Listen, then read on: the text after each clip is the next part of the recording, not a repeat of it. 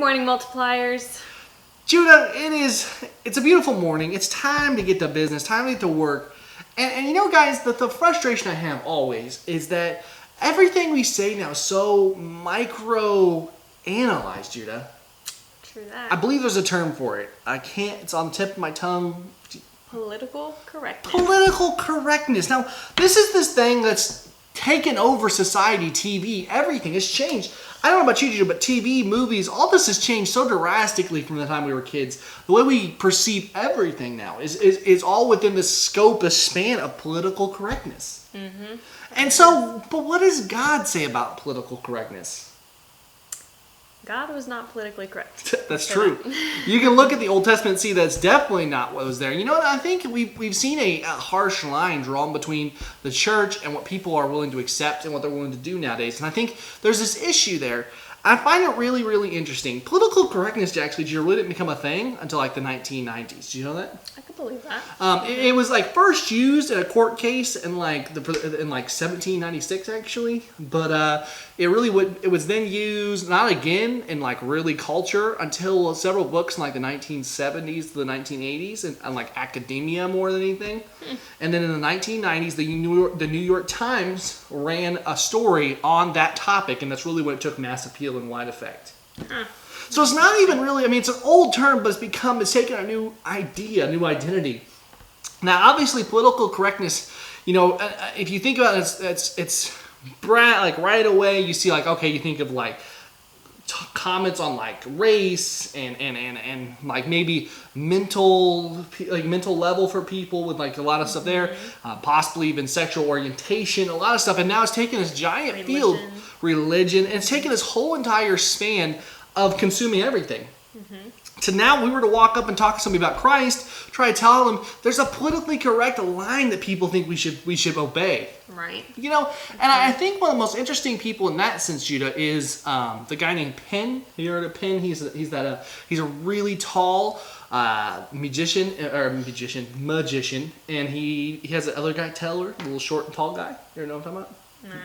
Well, anyways, Penn and Teller, they're very, very, very famous magicians. And Penn is a devout and very vocal atheist. And he had a guy come up to him at a show and hand him a Bible. And as he handed him the Bible, he said he didn't say much. He said, I enjoyed the show, and walked away and said, there's some stuff in there for you. And he said later on he flipped through the book, and the guy had written some notes and highlighted the verses for him and had a really nice note about how he enjoyed the show and everything like that.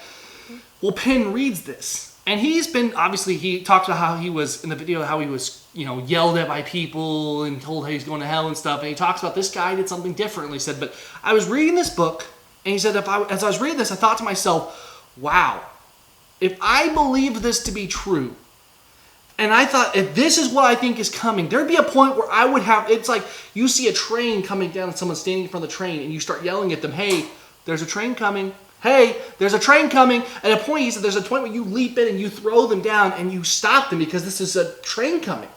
And this guy realizes the pivotalness of what we believe, and he realizes why, some sense, I think, that there's this thing. And he's like, why aren't people talking about this more if they believe this to be true? Because people are going to hell is what this says. This is very clear as to what's happening. I think there's something about that. And one of the verses I think we're going to talk about today was Isaiah chapter 55, verse 8 and 9, Judah. And it says, for my thoughts are not your thoughts, neither your ways are my ways, declares the Lord. For the heavens are higher than the earth. So are my ways higher than your ways, and my thoughts than your thoughts.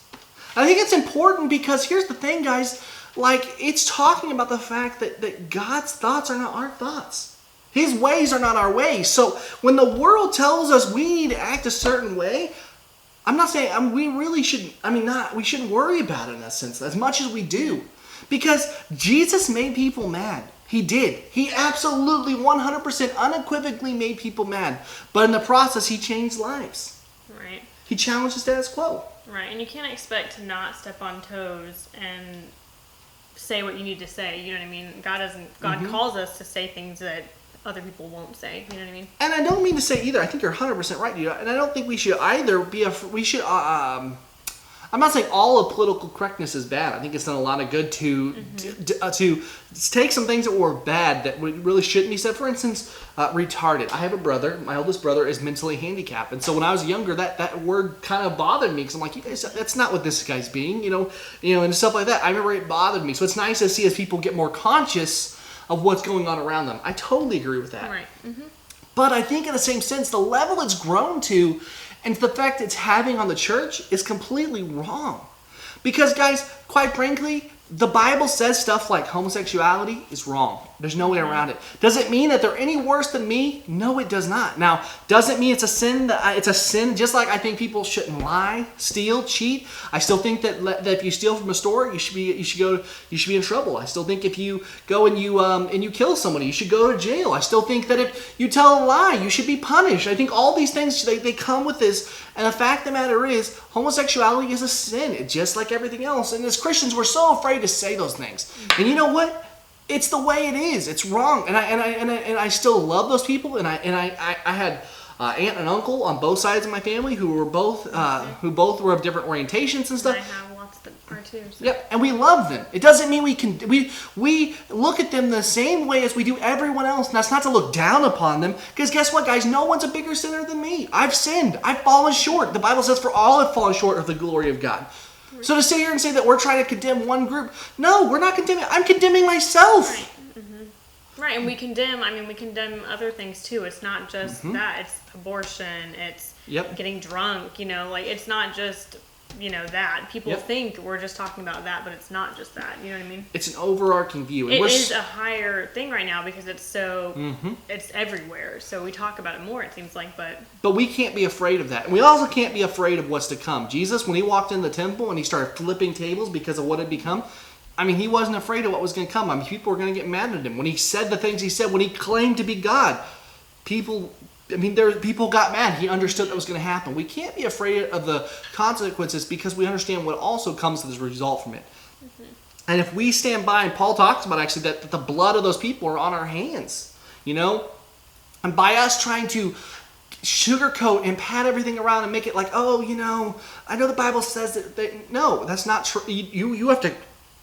You take it or you leave it. Because either Jesus, I've heard it said by multiple pastors and stuff, it's a great reference, but Jesus is either God or a lunatic. There's no in between with him. Either you believe that Jesus is God's son or you believe he was crazy. Because here's the thing, guys.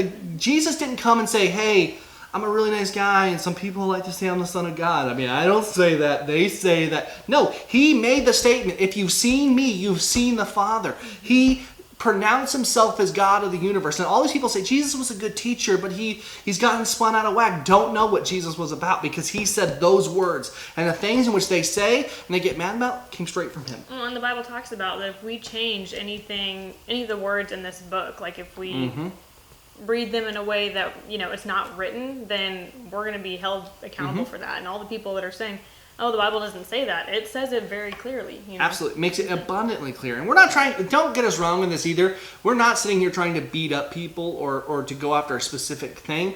But what we're trying to say is that this heart has to stop in Christianity. Not Christianity, it has to stop in followers of Christ. Christianity is a religion. A follower of Christ is someone who has a relationship with Christ. Last thing I think we'll leave it with, Judah, is David Platt. David Platt's the head of IMDb, that's Internet Movie Database, IMB, International Mission Board. And he has a book called Radical, and I really enjoyed it. One of the things he talks about is he made a trip to East Asia. And he's over there, and he's meeting with these church leaders, like a Hindu, a Buddhist, and a Muslim leader. They sit down at a table, and they were having a conversation. This is a real thing. And they were all talking, and they came to the conclusion that basically they were all going up a mountain, but they were just taking different ways to get there. And they looked at David Platt and said, don't you agree?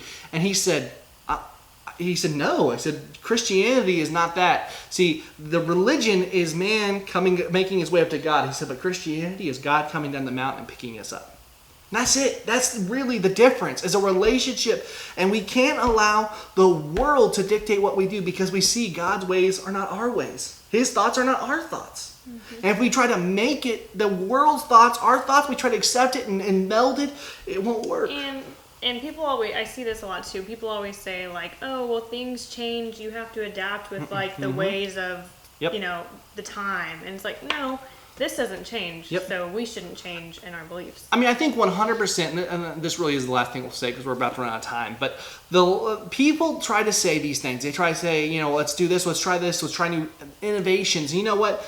I like innovation. Judah can attest to this 100%. I love to innovate. But here's the thing, guys, that this never changes. The Bible, our foundation, we can't do anything to this. We can't try to sugarcoat it, make it happier, or whatever else, make it more, you know, friendly. Like, you know, some brands will go in, they'll soften their image, they try to change to meet a younger audience. We can't do that. We can change our tactics. We can change the way we go about it.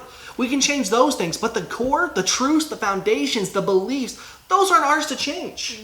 And we can't even begin to hope to. Now, I mean, that's no more true than right here, because we're trying to reach the world on the internet, which was not even a thing in Jesus' time. So obviously we're using a new avenue, a new way of doing it. But the thing we're talking about is the same stuff that was talked about by Jesus 2,000 years ago. And we have to remember that and see, you know what? It says also that brother will deliver brother for my name, that you'll be hated for my name. You'll be delivered over to councils. He goes into great detail that this was never called to be easy. It's tough, but it's worth it. Now, you might be saying right now that, Daniel, I know what you're talking. I hear you, but I don't know how to make this real in my life. I don't know what to do. It starts with a relationship with Christ, like we said. Seek Him. There's no secret word, secret prayer I can tell you and lead you to make you a Christian to help you. No, it's a relationship with Christ, and you have to seek that thing. There's a link in the description I mention all the time called The Story. Click on that. It walks you through kind of a brief plan of salvation, what it means to be a Christian, what it means, all that. Go through that. If you have questions, at the end, it'll ask you. Those will actually come to me personally, so if you have questions there, do it. But guys, seek Him out today. Don't just sit by and accept the status quo of the world. Make it what you are. Make it who you are, and say that, you know what? This isn't changing, and I'm not going to try to change it. I'm going to serve the Lord today. So, guys, I hope you liked this video. I hope you enjoyed it. It was kind of a topical thing. We're really enjoying that. We still want to do all the fun stuff, but we're trying to figure out the best way to do this, and we're trying some new stuff. So let us know what you think in the comments down below. Hit that like button if you want to let us know you enjoyed it. Also, it would be fantastic. Please, guys, share this video to your friends. Seriously, share it out so people can click on it and see it, and maybe get a chance to see this and talk in an interesting way and start a dialogue. Some of it's going to be mad. That's fine. We're ready for it. But guys, I think that's it. So subscribe to the channel if you haven't yet, so you can see all our stuff all the time. And Judah, I think that's it.